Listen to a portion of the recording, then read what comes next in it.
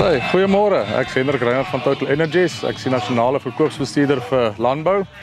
Dit is vir ons 'n groot voorreg as Total Energies om hier te wees vandag saam met Dubaru.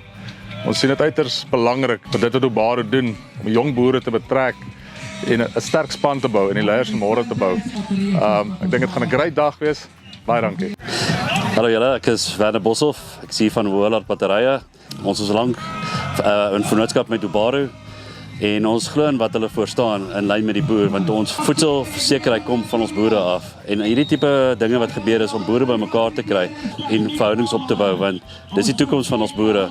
Goed, ek is Gert Besluitnout. Ek is een van Sanlam se verteenwoordigers hierso.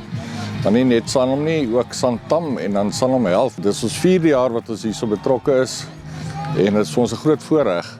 En die dag is gaan nie net oor ons brand wat ons uitbring hierso nie, maar dit gaan ook daar om deel te raak van 'n gemeenskap wat hierdie land vorentoe sal vat.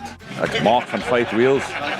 Ons is hier op die lekker Baru-dag waar hulle ongelooflike dinge doen vir die boere.